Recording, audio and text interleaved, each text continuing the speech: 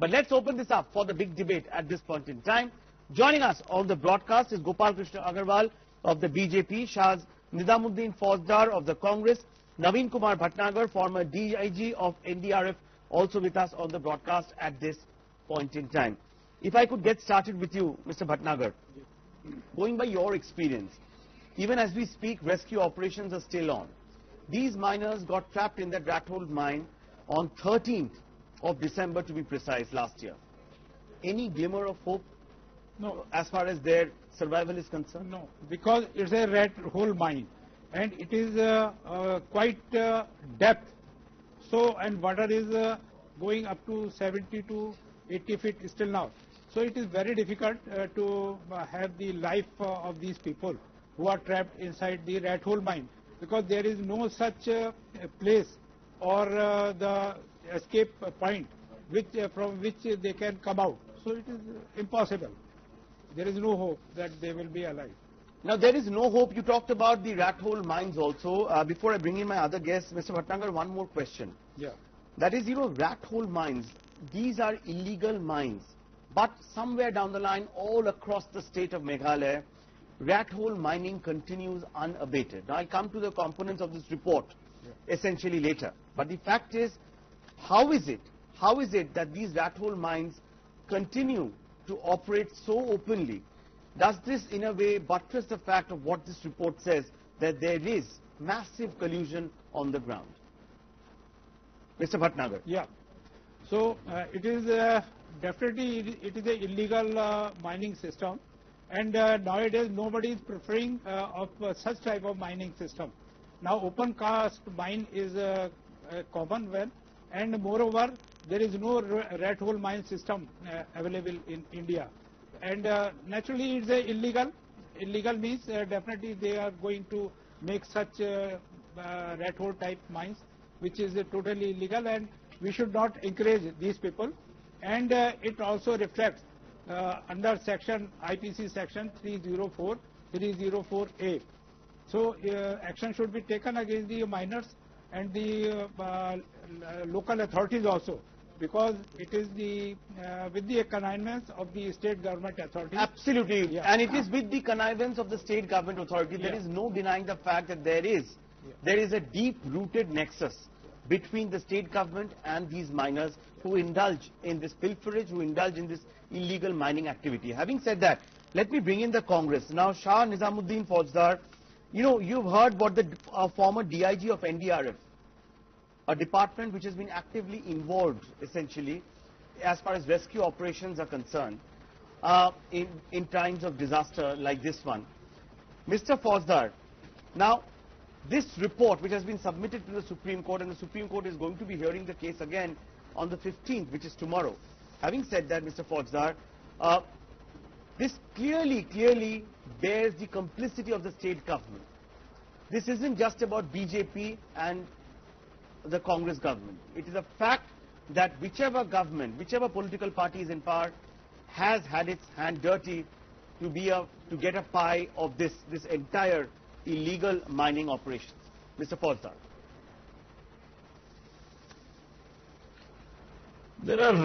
We have to look into this absolute human rights violation in favor of the business or looting of the exchequers of the government, and it should be extremely condemned.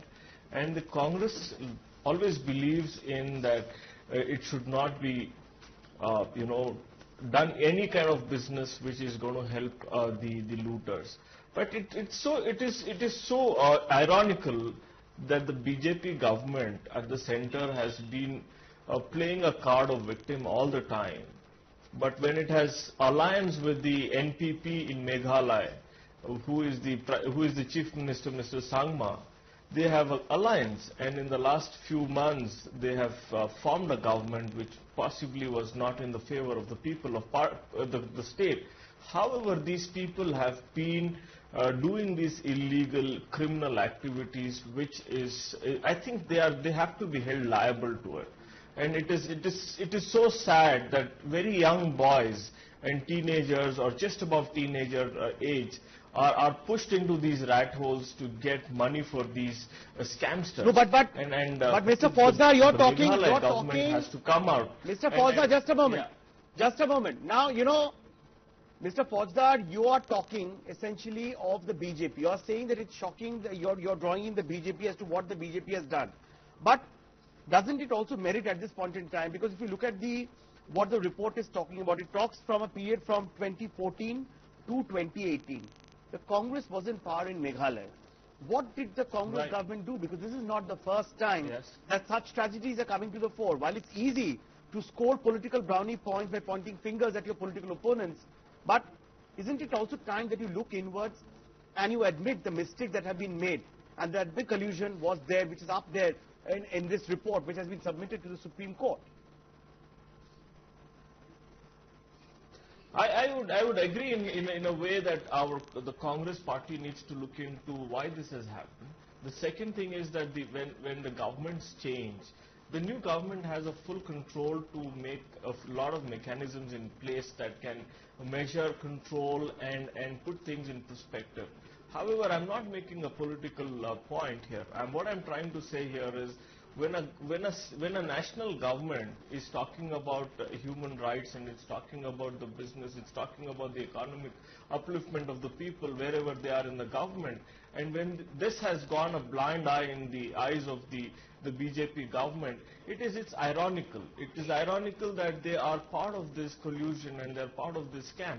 And I would condemn anybody from any party who is part of this kind of activity, which is totally inhuman. On our screens, we are putting out names.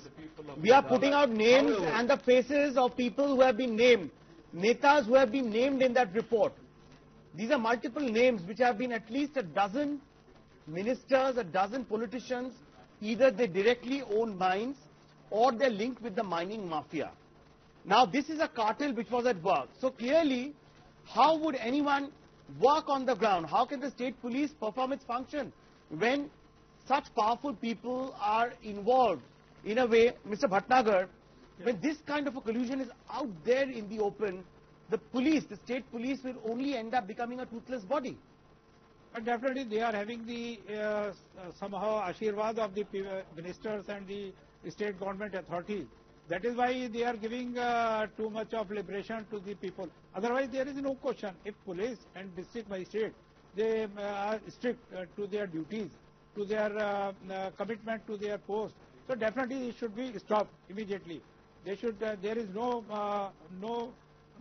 body to interfere in their power or in their state or in their duties. But Mr. Bhatnagar, that brings me to my next question. You know, time and again this report mentions